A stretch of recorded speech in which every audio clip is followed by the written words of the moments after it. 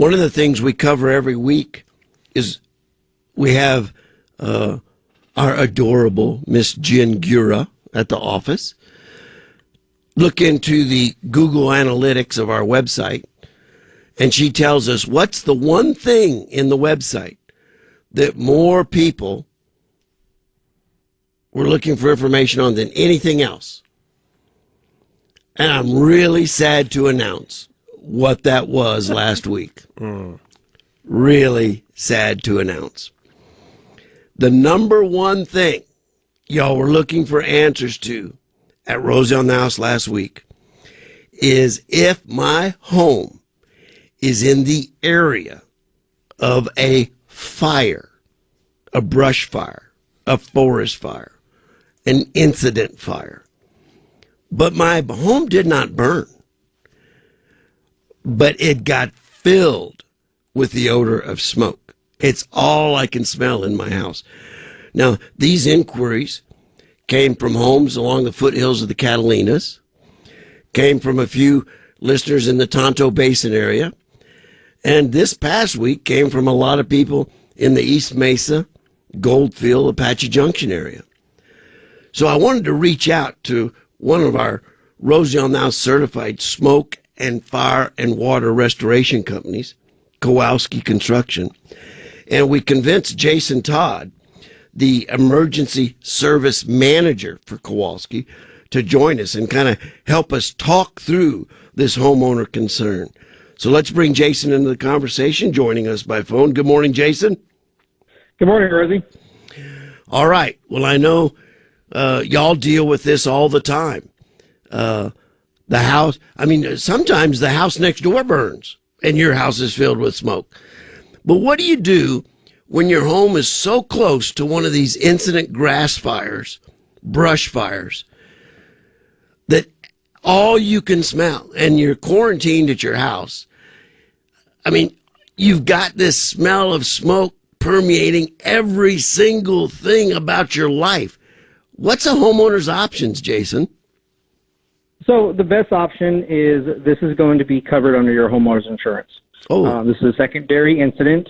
You guys can turn this into insurance for a claim. Without any fire damage to your property, this odor problem becomes a homeowner's claim, a potential homeowner's claim. Yes, sir. No, this is going to be a secondary damage caused by the initial fire, that is for a wildfire or a house fire. Okay. So I know taking the clothes out of my closet and throwing it through the dishwasher, throwing it through the washing machine isn't going to get the job done. I mean, that odor's infiltrated the flooring, the furniture, the drapery, the mattresses, and even washing your clothes, it doesn't get rid of the smell. When I come home from a weekend of camping, Jennifer's got to wash my clothes 3 or 4 or 5 times before it gets rid of the smoke. How do you professionals tackle this job? So we use a product that specifically uses chemicals to attack those odors. Now you got to think about fire and what is actually burning in those fires. So as typical like a house fire, there's going to be a lot of plastics. There's going to be a lot of chemicals that are going to be in that smoke that's going to penetrate through your clothes, through your carpets, through your upholsteries. And that is where we as professionals have to use certain products to attack those types of chemicals to release them out of the fabrics. And I mean, that isn't something that's generally available for the do-it-yourselfer. I mean, you really do need. Sir. I mean, I've seen y'all's facility.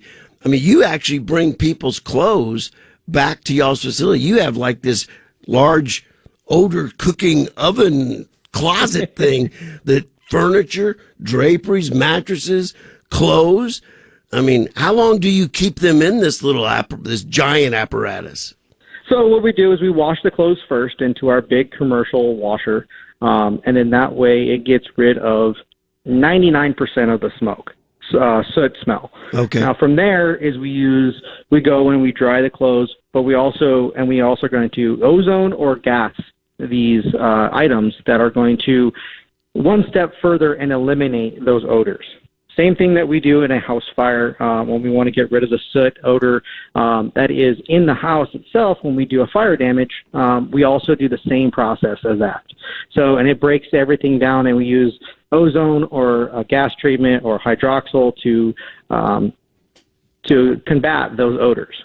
Because once you've vacated the residence of all the porous surfaces that can be treated, I mean, this odor, it's infiltrated the flooring, it's infiltrated the cabinet woodwork, it's infiltrated any wood, it infiltrates any place in the drywall that it may have been in need of a little paint. I mean, you've got to treat every single surface. Every single surface gets treated. So basically the rule of thumb with soot is going to go to the coldest place.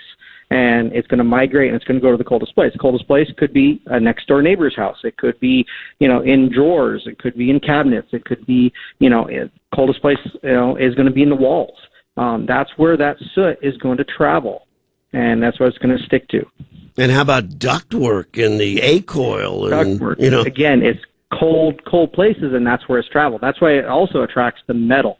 Metal is cold. Metal is going to attract to those metals. It's doable. Now, in my experience, we had the Rio Verde fire of the 90s, massive fire that brushed across North Scottsdale. You drive out there now, and there's still some standing mesquite skeletons, but the forest basically looks pretty good.